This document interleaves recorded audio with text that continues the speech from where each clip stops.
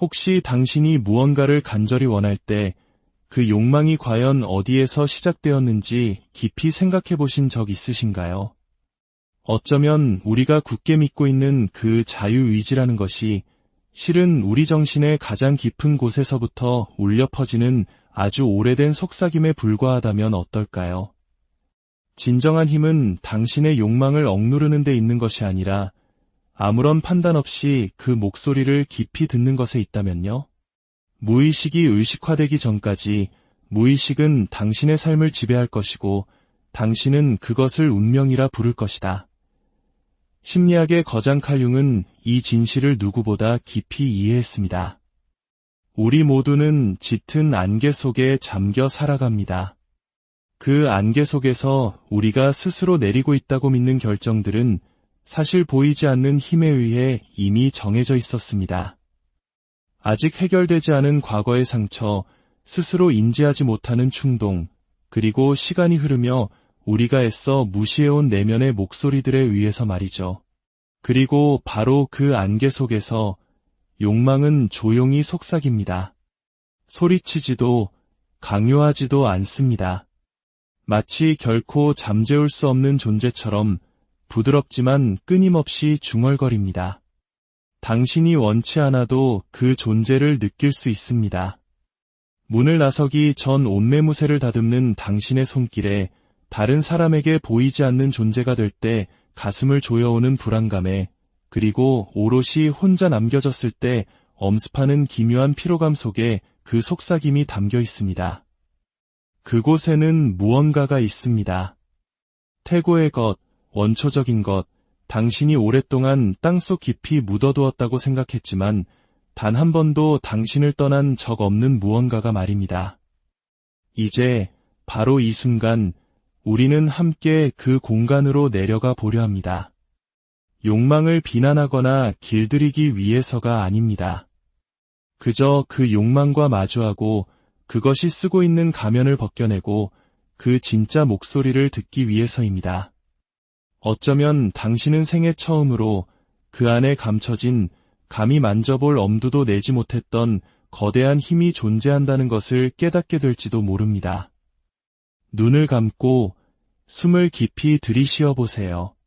지금부터 듣게 될 이야기는 당신을 조금 불편하게 만들 수도 있지만 분명 당신 안에서 잠들어 있던 무언가를 깨울 것입니다. 결코 사랑해서는 안 될 사람을 사랑해 본 적이 있습니까?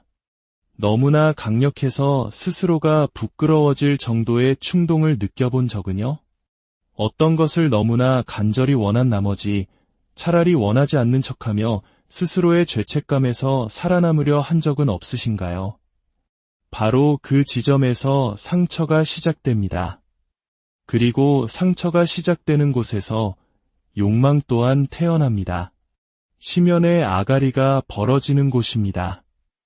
칼 융에게 욕망이란 결코 육체의 얕은 변덕이 아니었습니다. 그는 욕망을 피상적이거나 사소한 것으로 보지 않았습니다. 그는 욕망을 하나의 언어, 영혼에게 직접 말을 거는 신비롭고 고대적인 언어로 여겼습니다. 그리고 모든 인간의 욕망 가운데 가장 깊은 곳에서 고동치고 가장 오래된 근원에서 비롯되며 동시에 가장 위험한 것이 바로 성적 욕망이었습니다. 하지만 잠시만요. 오해하시면 안 됩니다. 우리는 지금 스크린 속에서 상품처럼 팔리는 외설적인 이미지나 대상화된 육체에 대해 이야기하는 것이 아닙니다. 융이 말한 욕망은 정신적인 힘으로서의 욕망, 어딘가에 소속되고 싶은 갈망, 그리고 누군가에게 온전히 보여지고 만져지고 인정받고 싶은 영혼의 깊은 허기를 의미합니다. 아무에게나가 아니라 당신의 존재 자체를 진정으로 바라봐주는 단 한 사람에게 말입니다. 혹시 느껴보신 적 있나요? 단순한 쾌락이 아닌 부재에서 비롯되는 그 갈망을, 누군가에게 중요한 존재가 되고 싶다고 소리치는 내면의 고요한 공허함을, 다른 이의 눈 속에서 비로소 나의 존재를 확인하고 싶어 울부짖는 그 마음을 말입니다. 이러한 종류의 욕망은 집착을 만들고 우리가 연기하는 인격을 조각하며 매일같이 쓰고 다니는 가면을 깎아냅니다. 융은 당신이 인정하지 않는 내면의 모든 것은 결국 당신을 향해 칼을 겨눌 것이라고 말했습니다. 부정당한 욕망은 사라지지 않습니다. 그저 모양을 바꿀 뿐입니다. 그림자 속으로 스며들어 그 어둠 속에서 더욱 위험한 존재가 됩니다. 그리고 당신의 동의 없이 당신의 결정을 조종하기 시작합니다. 당신이 배우자를 선택하는 방식 속에, 스스로의 관계를 망가뜨리는 행동 속에, 그리고 원하던 모든 것을 성취한 후에도 여전히 사라지지 않는 그 공허함 속에 억압된 욕망이 살아 숨쉬고 있습니다. 융은 리비도를 단순히 성적인 에너지로 정의하지 않았습니다. 그에게 리비도는 생명력 그 자체이자 창조적인 에너지이며 당신의 존재에 연료를 공급하는 신성한 흐름이었습니다. 우리 민족이 전쟁의 폐허 속에서 한강의 기적을 이룩했던 그 저력, 바로 그 생명의 에너지와도 같습니다. 하지만 이 에너지가 억압되고 무시당할 때 바로 그 에너지가 우리를 썩게 만들기 시작합니다. 불안으로, 분노로, 중독으로, 그리고 설명할 수 없는 강박으로 변질됩니다. 당신에게 날개를 달아줄 수 있었던 바로 그 힘이 당신의 내부에서부터 당신을 중독시키기 시작하는 것을 느껴본 적 없으신가요? 왜 그렇게 타인에게 인정받으려고 애쓰시나요? 왜 아무도 보고 있지 않을 때조차 남들이 어떻게 생각할지 신경 쓰시나요? 그 모든 것 뒤에는 욕망이 있습니다. 사랑받고 싶은 욕망, 필요한 존재가 되고 싶은 욕망, 그리고 그 욕망이 인정받지 못할 때 그것은 당신의 내면을 불태웁니다. 억압된 욕망은 상처를 주는 것에서 그치지 않고 가면, 즉 페르소나를 만들어냅니다. 우리 모두가 그렇듯 당신도 가면을 만들었습니다. 사람들 앞에서 미소 짓고 침착해 보이며 성공적이고 친절하며 존경받을 만하게 보이는 당신의 모습. 하지만 진실은 그 버전의 당신은 홀로 있을 때 두려움에 떤다는 것입니다. 그것이 당신의 진짜 모습이 아니기 때문입니다. 그것은 당신의 욕망이라는 폭풍을 막기 위해 당신이 쌓아 올린 벽일 뿐입니다. 그 벽 뒤에서 너무 오래 살면 어떻게 되는지 아십니까? 당신은 부서지기 시작합니다. 당신이 느끼는 것과 보여주는 것 사이에서 당신의 진짜 모습과 당신이 연기하는 모습 사이에서 분열됩니다. 그리고 그 균열 속에서 욕망은 기다리고 지켜보며 점점 더 자라나 마침내 어느 날 폭발하고 맙니다. 기이한 꿈으로, 충동적인 행동으로, 혹은 당신을 땅에서부터 격렬하게 끌어당기는 파괴적인 열정으로 말입니다. 그 힘은 이성적이지 않습니다. 당신이 세심하게 그린 계획을 따르지 않으며 당신의 달력이나 책임감, 사회적 이미지 따위는 신경 쓰지 않습니다. 그것은 오직 한 가지, 인정받는 것만을 원합니다. 융은 이것을 그림자라고 불렀습니다. 당신의 숨겨진 부분, 당신이 억압하고 부정하고 혹은 너무 부끄러워 감히 인정하지 못하는 모든 것들이 모여 사는 곳. 그것은 당신이 느끼지 않는 척하는 모든 것이며 언젠가 조용해지길 바라며 마음속 깊이 묻어버린 모든 것입니다. 하지만 그림자는 침묵하지 않습니다. 어둠 속에서 조용히 발효되며 당신의 삶을 조종합니다. 이제 당신을 불편하게 할지도 모르는 질문을 하나 하겠습니다. 당신이 지금까지 내린 결정들 중 얼마나 많은 것들이 진정으로 당신의 것이었습니까? 얼마나 많은 결정들이 의식적인 선택이 아닌 당신조차 존재를 몰랐던 숨겨진 갈망에서 비롯되었을까요? 가장 불안한 진실은 이것입니다. 당신이 평생을 부정하며 살아온 바로 그 욕망이 종종 당신의 운명을 이끌어가는 원동력이라는 사실입니다. 당신은 스스로를 통제하고 있다고 믿습니다. 운전대를 잡고 있는 것이 바로 당신이라고 되뇌입니다. 하지만 만약 당신이 인정하기를 거부하는 그 숨겨진 부분, 당신의 그림자가 사실은 처음부터 당신을 이끌어온 존재라면 어떨까요? 당신 이야기의 진정한 작가가 바로 당신의 그림자라면요? 이것이 바로 융이 우리에게 던지는 초대장입니다. 그 욕망을 부끄러워하거나 더 억누르지 말고 그저 귀 기울여 지난 세월 동안 그것이 당신에게 무엇을 말하려 했는지 이해해 보라는 것입니다. 만약 당신이 용기를 내어 자세히 들여다본다면 당신이 가장 두려워하고 필사적으로 피하려 했던 바로 그것이 사실은 당신을 자유롭게 할 열쇠였음을 발견하게 될지도 모릅니다. 왜 당신은 계속해서 같은 실수를 반복하는지 궁금해 본 적 있습니까? 왜 항상 같은 유형의 사람에게 끌리고 같은 종류의 상처를 받고 똑같은 감정의 덫에 걸리는 걸까요? 왜 과거의 유령처럼 같은 패턴이 계속해서 나타나는 걸까요? 그것은 우연이 아닙니다. 불운도 아닙니다. 그것은 바로 무의식적인 운명입니다. 당신이 결코 치유하지 못한 상처로 쓰인 대본인 셈입니다. 칼 융은 말했습니다. 당신이 무의식을 의식화하기 전까지 그것은 당신의 삶을 지휘할 것이고 당신은 그것을 운명이라 부를 것이다. 이것이 현실에서 무엇을 의미할까요?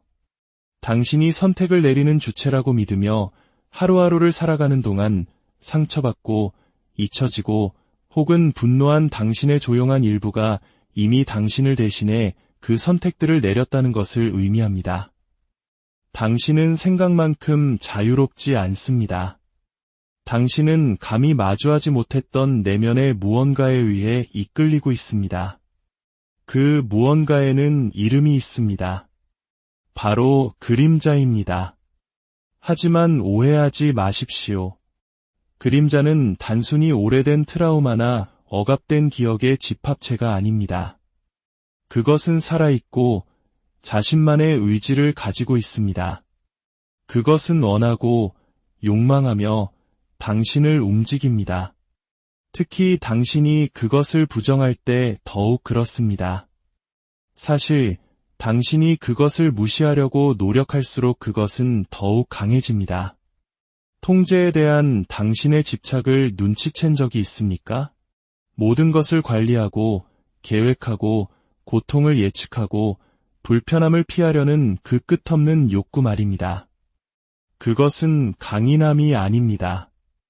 위장일 뿐입니다. 통제는 혼돈 위에 당신이 칠한 페인트에 불과합니다.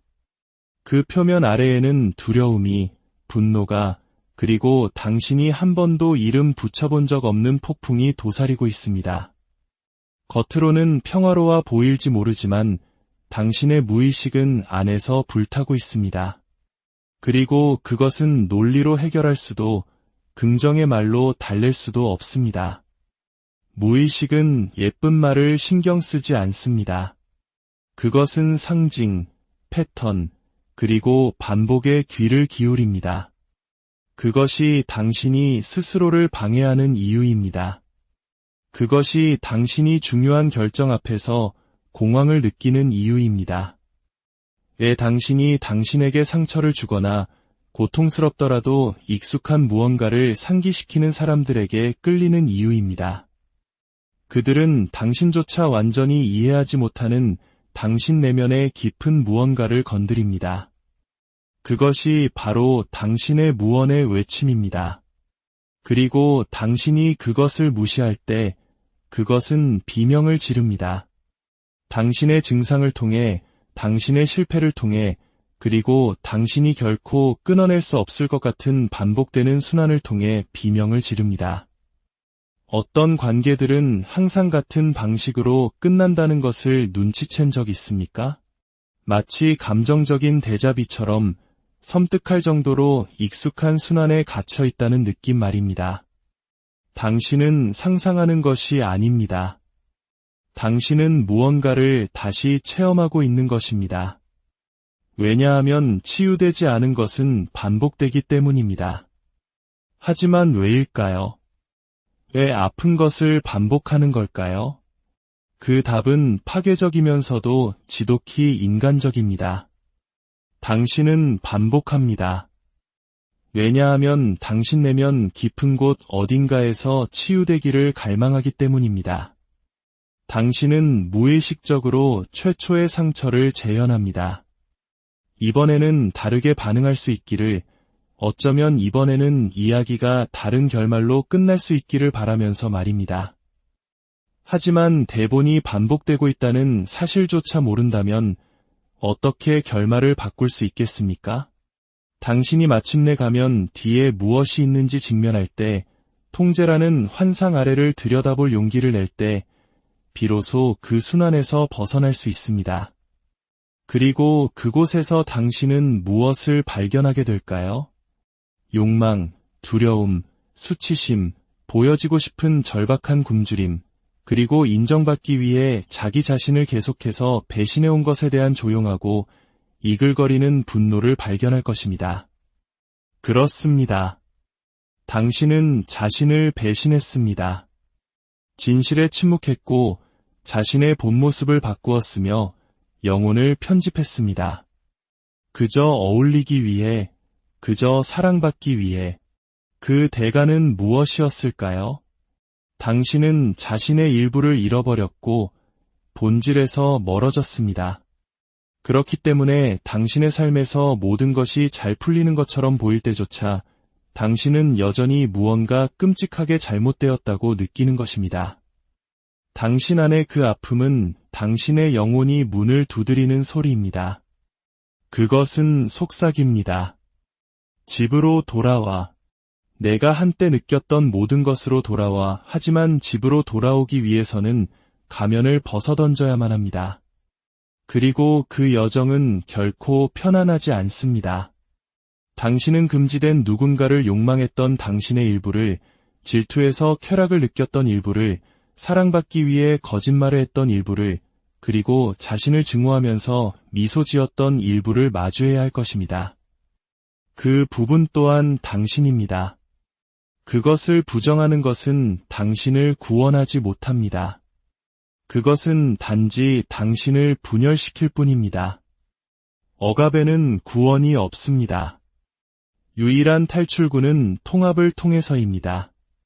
당신 안의 빛과 그림자, 욕망과 겸손, 강인함과 연약함이 모두 공존한다는 것을 받아들이는 것, 그리고 그 어느 것도 다른 것보다 더 옳지 않다는 것을 깨닫는 것입니다. 진짜 문제는 결코 욕망 그 자체가 아니었습니다. 그것이 말하려 했던 것을 들으려 하지 않았던 당신의 거부였습니다. 당신 내면에는 길들여지기를 거부하는 힘이 있습니다. 그것은 설명을 원하지도 승인을 구하지도 않으며 규칙이나 기대에 신경 쓰지 않습니다. 그저 존재할 뿐입니다. 길들여지지 않고 여과되지 않은 야생의 상태로.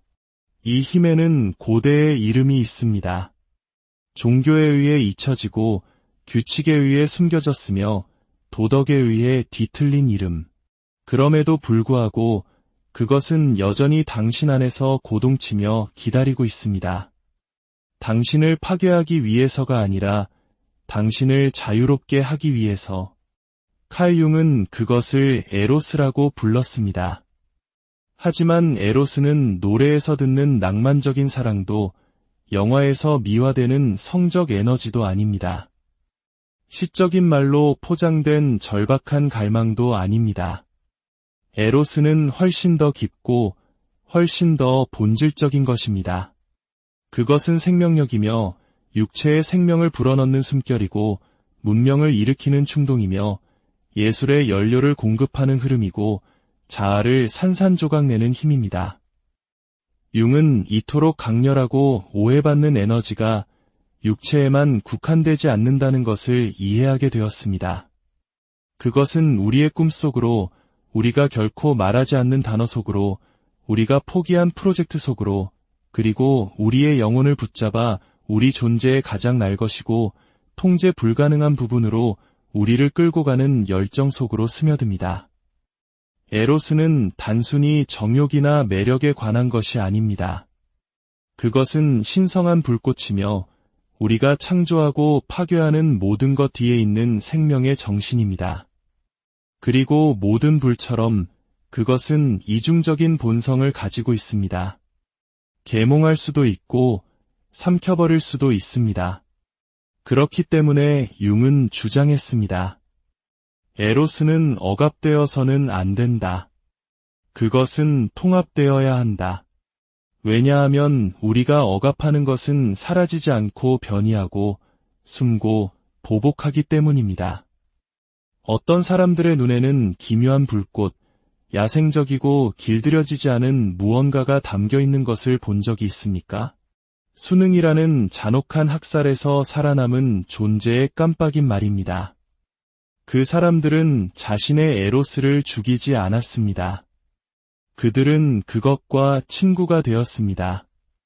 그 목소리를 듣고 그것과 대화하며 마치 야생동물을 길들이듯 폭력이 아닌 존중으로 그 곁을 걷는 법을 배웠습니다. 그렇게 할 때 놀라운 일이 일어납니다. 당신의 욕망은 더 이상 당신을 방해하지 않고 당신을 인도하기 시작합니다. 융은 이 과정을 리비도의 변환이라고 불렀습니다. 당신의 가장 원초적인 에너지가 순간적인 쾌락이나 사회적 인정을 좇는 것을 멈추고 대신 창의성의 엔진, 의미의 원동력, 그리고 진정한 삶의 구성 요소가 되는 것입니다. 하지만 이 변화는 하룻밤 사이에 일어나지 않습니다. 그것은 납을 금으로 바꾸는 것과 같은 깊은 내면의 노동인 연금술적 작업입니다. 당신은 비천하고 혼란스럽고 심지어 수치스러운 것을 가져다가 묻어버리는 대신 그것을 정제합니다. 그것을 신성한 것, 예술, 용기, 연민, 그리고 진실로 만들어냅니다. 스스로에게 물어보십시오. 무엇이 당신을 욕망의 대상으로 만들고 싶어하게 하는가? 무엇이 당신을 인정을 위해 싸우게 하는가? 당신의 야망, 성공에 대한 굶주림, 보여지고 싶고 특별하게 느껴지고 싶은 욕구 뒤에는 무엇이 있는가? 충분히 깊이 파고든다면 당신은 에로스를 발견할 것입니다. 에로스는 모든 위대한 창조와 모든 비극적인 몰락의 뿌리에 있기 때문입니다. 그것은 예술가들에게 영감을 주어 시대를 초월한 걸작을 만들게 한 힘인 동시에 연인들을 환상을 조차 파멸로 이끈 힘이기도 합니다. 하지만 자신의 내면에 무엇이 사는지 이해하지 못하는 자들만이 파괴됩니다. 자신의 본성에 맞서 싸우는 자들만이 길을 잃습니다.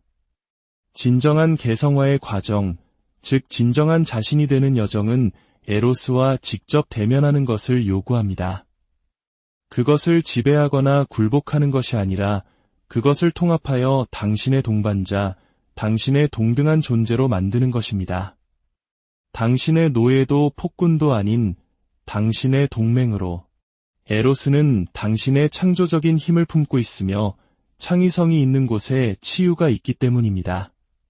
당신이 숨기고 억압하고 통제하기 위해 쏟아부었던 그 모든 에너지를 상상해 보십시오. 만약 그 에너지가 다른 방향으로, 다른 채널로 변환되었다면 어땠을까요? 당신이 그토록 평범해 보이려고 애쓰지 않았다면 얼마나 많은 책을 쓸 수 있었고, 얼마나 많은 꿈을 현실로 만들 수 있었으며, 얼마나 많은 진실을 살아낼 수 있었을까요? 하지만 아직 늦지 않았습니다. 에로스는 여전히 살아있습니다. 아마도 숨이 막히고 잠들어 있을지 모르지만 살아있습니다. 기다리고 있습니다. 그리고 그것은 제거되기를 원하지 않습니다. 존중받기를 원합니다. 당신이 에로스와 함께 걷기 시작할 때 당신 안에 무언가가 바뀝니다. 당신의 존재감이 변하고 목소리가 깊어지며 시선에는 사람들이 정확히 이름 붙일 수는 없지만 누구나 느낄 수 있는 무언가가 담기게 됩니다. 당신은 더 이상 역할을 연기하는 캐릭터가 아닙니다. 당신은 진짜가 됩니다. 그리고 진짜 사람이란 자신의 광기와 평화를 이룬 사람이 아니고 무엇이겠습니까?